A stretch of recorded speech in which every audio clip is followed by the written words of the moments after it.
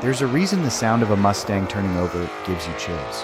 It isn't just the rumble of a V8, it's 60 years of American rebellion echoing through time. Born from a bet inside Ford, mocked by executives, and nearly killed more than once, this car wasn't supposed to survive. But it did. The Ford Mustang didn't just exist through changing times, it defined them. From the muscle car wars of the 60s, to the oil crisis of the 70s, to the Fox body drag nights of the 80s, and now, in an electric future nobody saw coming, it's the last American pony still standing. This is the story of how one car outlasted every trend, every rival, and every attempt to kill it, and became the heartbeat of American horsepower. Buckle up. This is the history of the Ford Mustang. In the early 1960s, Ford Motor Company was in trouble. The baby boomers were coming of age and America was shifting fast. Rock and roll was on the radio, drag strips were filling up every weekend, and young people wanted cars that made them feel alive. Ford, meanwhile, was stuck building sensible sedans for middle-aged dads. After the failure of the Edsel, a $250 million disaster that became a national punchline, executives were terrified of risk. The company was cautious, conservative, and boring, but one man wasn't. Lee Iacocca, a sharp young marketing executive, had a vision. He wanted to build a car that didn't just take people to work, it made them want to drive. It had to look fast, feel young, and be something a 20-year-old could afford. In 1962, Iacocca gathered a small team of engineers and designers off-site at a place called the Fairlane Inn, away from the corporate politics of Dearborn. Their goal was simple but insane: build a stylish four-seater that weighed under 2,500 pounds, cost less than $2,500, and hit showrooms by spring of 1964. To make it work, they reused the Ford Falcon's chassis to save time and money. Designers churned out 18 rejected prototypes before finally landing on one that stopped everyone cold. Long hood, short rear deck, a perfect balance of elegance and aggression. Next came the name Cougar, Torino, Allegro. Each was floated, tested, and scrapped. Then someone suggested Mustang. It wasn't just a name, it was a symbol. Wild, untamed, purely American. Iacocca knew instantly. That was the one. When the design and concept were finally ready, Iacocca brought it to Henry Ford II for approval. Ford had already killed the project twice, but this time the plan was lean, the budget tight, and the promise irresistible. He agreed, but with conditions. The budget would be cut by nearly half and the car had to be a hit. If it flopped, Iacocca's career was over. The team worked like maniacs. They built prototypes by hand, re-engineered parts overnight, and refused to quit. They were betting their jobs on a car that didn't exist yet, and believed it could save Ford. 2 years later, their secret project rolled out of the shadows. A sleek, aggressive coupe with the spirit of a fighter plane and the soul of a wild horse. The Ford Mustang was ready, and America was about to lose its mind.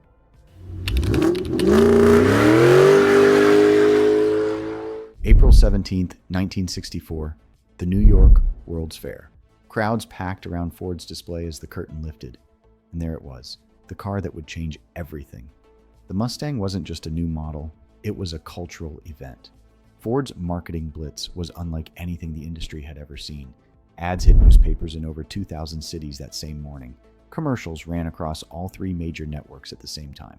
When dealerships opened their doors, lines stretched out onto the sidewalk. 22,000 Mustangs were sold in the first 48 hours. Ford had planned for modest success. Instead, they ignited a national obsession. Within a year, more than 400,000 were on the road. It was one of the most successful product launches in American history. Everywhere you looked, someone was talking about the Mustang. It appeared in movies, on magazine covers, and in songs. Young buyers saw it as freedom on 4 wheels. Older drivers saw it as a way to feel young again. Ford couldn't build them fast enough.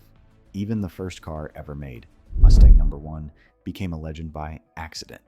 It was supposed to stay at Ford for display, but a pilot named Stanley Tucker walked into a Canadian dealership 3 days before the official launch and convinced the salesman to sell it to him. Ford begged for it back, but Tucker loved it too much to let go. 2 years later, they made him a deal. Trade them Mustang No. 1 for Mustang No. 1 million. He agreed, and Ford put the very first Mustang in the Henry Ford Museum, where it still sits today. The reason it caught fire was simple. The Mustang wasn't about horsepower, it was about image. It looked fast, even when it wasn't. It gave buyers endless ways to customize it. Colors, trims, engines, interiors. Everyone could build their own version. For Ford, that meant profits. For customers, it meant identity. In just a few months, the Mustang became more than a car. It was a movement. Songs were written about it. Hollywood wanted it on screen. It embodied freedom, rebellion, and youth in a way no American car ever had. Ford didn't just create a hit, they created a phenomenon. And as the world fell in love with the Mustang, a new race began, one to prove it wasn't just a pretty face.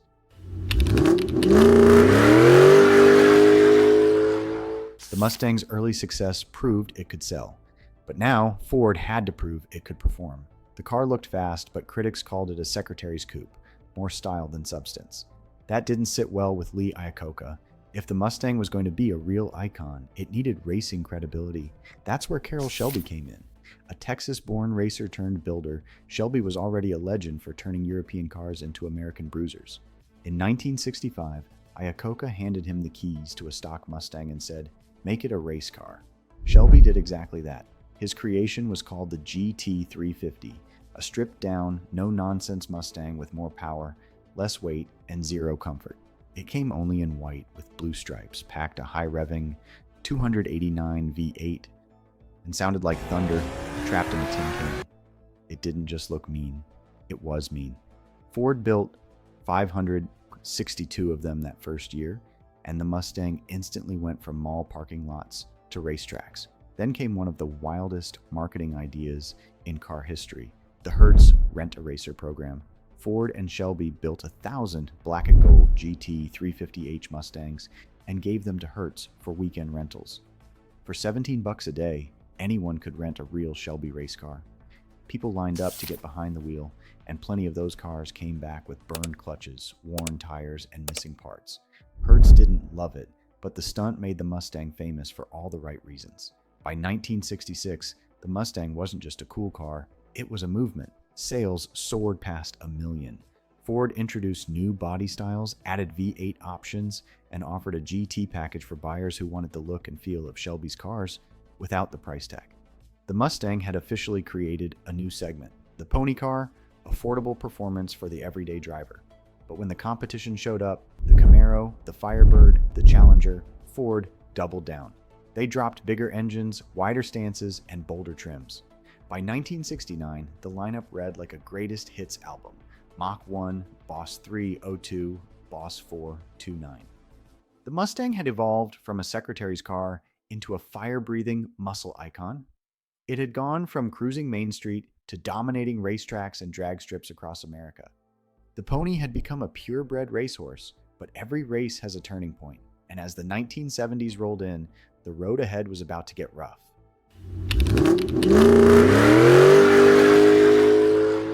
By the late 1960s, Ford had the world's attention, but attention attracts competition. The Mustang's explosive success had kicked open the gates, and Detroit's other automakers came charging through with their own pony cars.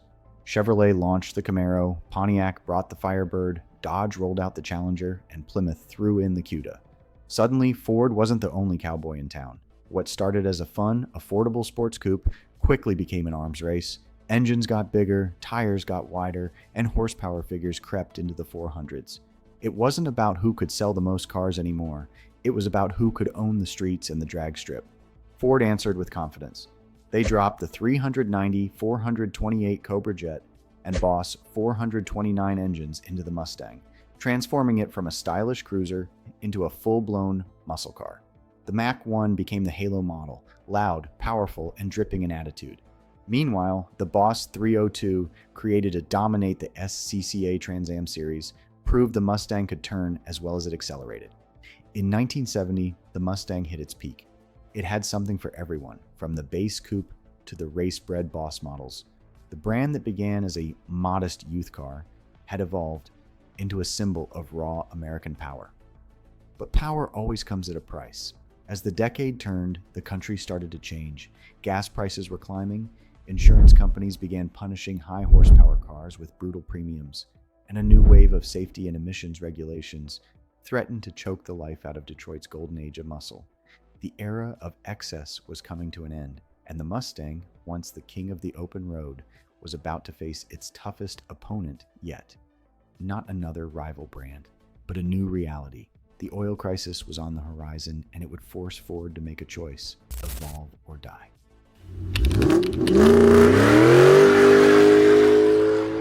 The 1970s arrived with a gut punch. The party was over.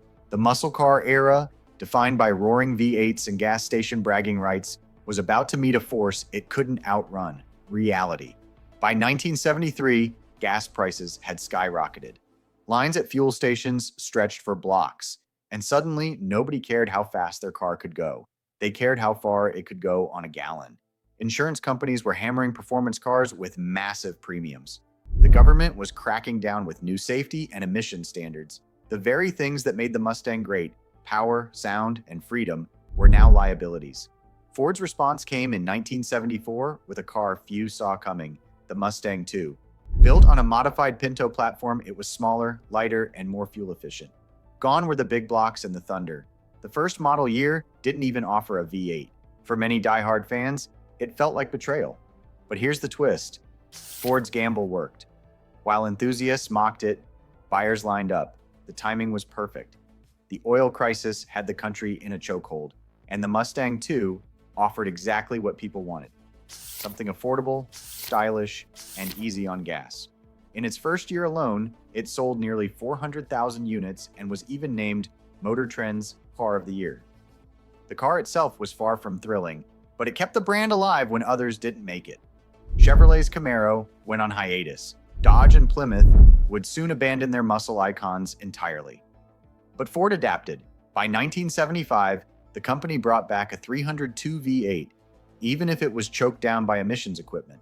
Special trims like the Cobra II and King Cobra tried to add some swagger back with stripes and spoilers, even if the power didn't match the looks. It was a humbling era, a reminder that legends only survive if they can evolve. The Mustang II may not have burned rubber, but it kept the pony car's heart beating when nearly every rival flatlined.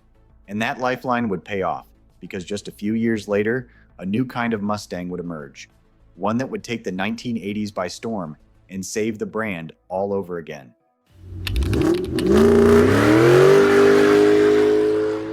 By the end of the 1970s, Ford had survived the storm, barely. The Mustang was still alive, but it wasn't the same car that once set hearts racing. The world had changed, and Ford knew the next generation needed to bring back the spark.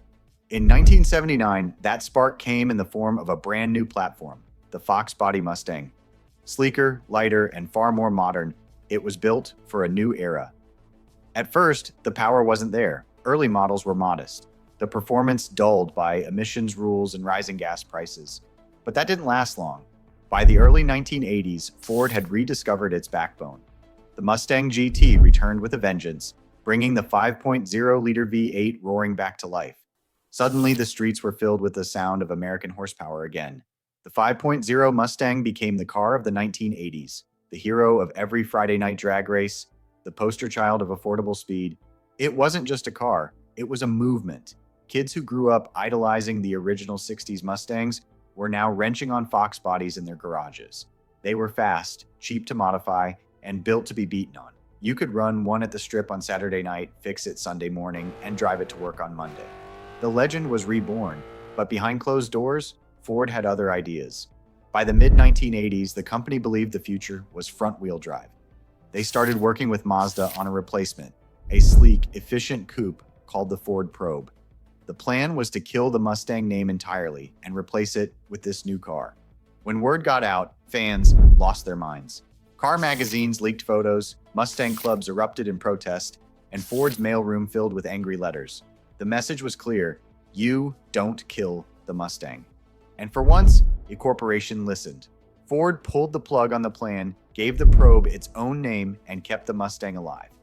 That moment, the fan revolt that saved America's pony car, is one of the most legendary acts of defiance in automotive history.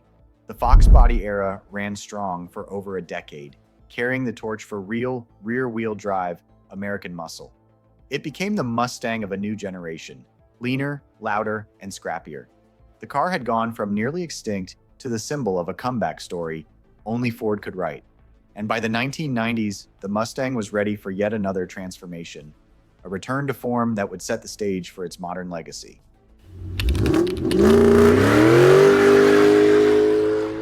The 1990s marked the Mustang's return to the mainstream. After more than a decade of raw mechanical energy, the Fox body had done its job. It had saved the nameplate. But the world was changing again, and Ford needed the Mustang to grow up without losing its soul.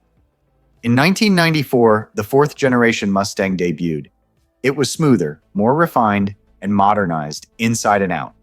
The design nodded back to its 60s roots with sculpted curves and tri-bar taillights, but the car finally had real engineering polish underneath. It was still rear-wheel drive, still offered a V8, and most importantly, it felt like a Mustang. The 5.0 lived on, eventually evolving into a 4.6-liter modular V8 that carried the torch for the next decade. Ford also started experimenting with performance again. The SVT Cobra brought real muscle back into the lineup, and by 2003, the supercharged Cobra Terminator hit the streets with over 390 horsepower, an instant legend among enthusiasts. The Mustang had re-established itself as the people's performance car, something you could daily drive and still dominate at the strip. But the real rebirth came in 2005. Ford unleashed the fifth-generation Mustang, and it was pure nostalgia wrapped in steel. The long hood, round headlights, and fastback lines were a direct callback to the late 60s. It looked like a classic Mustang reborn for the modern world. Buyers loved it. Collectors loved it. Even those who'd never owned one before were drawn in by the design. Ford knew they had lightning in a bottle again. They revived old names, Shelby GT500, Boss 302, and packed them with power that would have made 1960s racers blush. The Shelby GT500 made 500 horsepower, and the later 2013 version would push over 660. The Mustang was once again the face of American muscle. Then came the boldest move yet. In 2015, Ford decided the Mustang should no longer be just an American legend. It should be a global one. The sixth generation S550 became the first Mustang ever sold worldwide. It finally got independent rear suspension, giving it the handling finesse to compete with European sports cars. A turbocharged EcoBoost engine made it accessible in markets where big V8s weren't practical, but the rumbling GT still carried the flag for purists. The results were staggering. The Mustang became the world's best-selling sports car, topping charts in Europe, Asia, and beyond. For the first time, the Mustang wasn't just a symbol of American muscle. It was an export of American culture. After 50 years on the road, Ford had managed the impossible. The Mustang had evolved without losing its identity, and as the industry raced toward an electric future, Ford prepared for its most controversial move yet, taking that galloping horse into uncharted territory.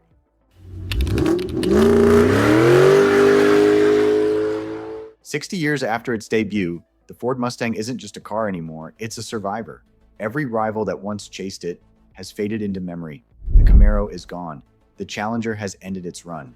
Even Ford itself has abandoned sedans entirely. Yet the Mustang still stands, the last American pony car galloping into the future. What's kept it alive is more than horsepower or styling, it's identity. The Mustang has always been a mirror of America itself, bold, stubborn, and constantly reinventing itself when the world changes around it. When Ford introduced the Mustang Mach-E, an all-electric SUV carrying the same badge, fans split down the middle.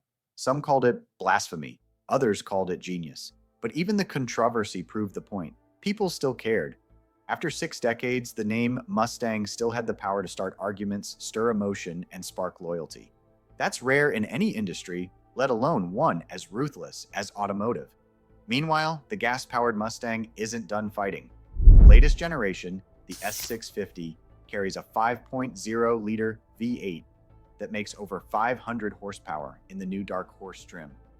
It's mechanical, loud, unapologetic, and built for people who still want to feel the road. It's a deliberate contrast to a silent, battery-powered world. More than 10 million Mustangs have been built since 1964. They've starred in movies, inspired songs, and filled garages on every continent. It's been driven by soldiers, students, movie stars, and mechanics. It's raced on tracks, roared down main streets, and been restored in backyard shops by fathers and sons for generations. The Mustang story is one of evolution without surrender. It's been a rebel, a family car, a race car, and a global export. Yet somehow, it's always remained a Mustang. The badge, the stance, the attitude, it all still means the same thing it did in 1964: freedom. No other car has captured the American dream like this one. It's lived through oil crises, recessions, political shifts, and technological revolutions, and somehow, it's still the one constant in a changing world. The Ford Mustang isn't just a machine, it's a memory that moves. It's the heartbeat of the open road. And as long as there's someone who still loves the sound of a V8 at full song, the Mustang will keep galloping. Every era has its icons. Some fade with time, others evolve into something greater. The Mustang didn't just survive 6 decades of change. It adapted, roared back, and refused to bow out. It was born in a boardroom, built in defiance, and raised on racetracks and back roads across America. From Iacocca's secret meetings to Shelby's screaming GT350S, from the oil crisis to the global stage, the Mustang has lived through it all, not because it was the fastest, but because it meant something deeper: freedom, rebellion, identity. When you see a Mustang rolling down the road, you know exactly what it is before you even hear it. The shape, the stance, the sound, they all tell the same story. It's not just a car, it's a statement. And in a world where everything's getting quieter, smarter, and safer, the Mustang still reminds us why we fell in love with driving in the first place. It's imperfect, loud, beautiful, real. So maybe that's why it's still here, the last of its kind. Because the Mustang has never tried to be what people wanted. It's always been what people needed: an engine that fights back against silence, a heartbeat that refuses to stop, a legend that never dies. This is the Ford Mustang, the sound of America, still galloping.